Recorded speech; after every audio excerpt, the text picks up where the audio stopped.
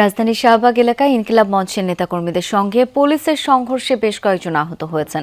তাদের মধ্যে আছেন ইনকিলাব মঞ্চের সদস্য সচিব আব্দুল্লাহ আল জাবের, রাকসুর জিএস সালাউদ্দিন আম্মার সহ আরও কয়েকজন। তাদেরকে ঢাকা মেডিকেলে চিকিৎসা দেওয়া হচ্ছে। হাদি হত্যার বিচার দাবিতে ব্যারিকেড ভেঙে প্রধান উপদেষ্টার বাসভবনে যেতে চাইলে পুলিশের বাধার পর ওই সংঘর্ষ হয়।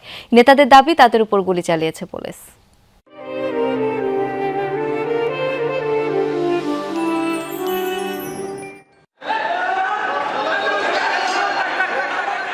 শাহবাগের হোটেল ইন্টারকন্টিনেন্টালের সামনে ওসমান হাদির হত্যার নিরপেক্ষ তদন্তের দাবিতে ইনকিলাব মঞ্চের অবস্থান কর্মসূচি।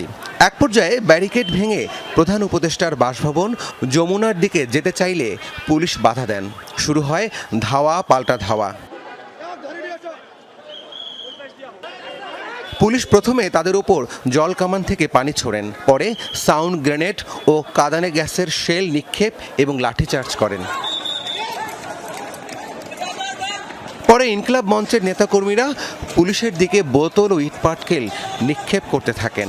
সংঘর্ষে ইনকিলাব মঞ্চের সদস্য সচিব আব্দুল্লাহ আল জাবের, রাকসুর জিএস সালাউদ্দিন আম্মার সহ বেশ কয়েকজন আহত হন। সংঘর্ষের পর ঘটনাস্থলে আসেন ঢাকা ৮ আসনের প্রার্থী নাসিরউদ্দিন পাটোয়ারি।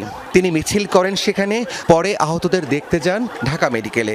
ঘোষণা করছি, ওসমান হাদি ভাই বলে গিয়েছিলেন ওনার সহযোদ্ধাদের দেখে রাখার জন্য।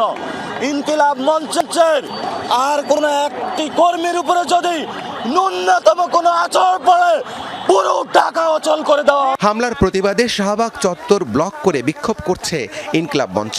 অভিযোগ করেন অন্তর্বর্তী সরকার রক্তাক্ত করেছে জুলাই বিপ্লবীদের।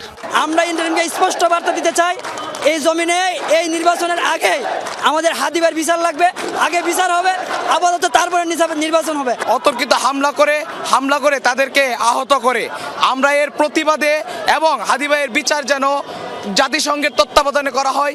এর আগে গত রাত থেকে যমুনার সামনে অবস্থান নেয় ইনকিলাব মঞ্চ। রাব্বি সিদ্দিকী, যমুনা নিউজ, ঢাকা।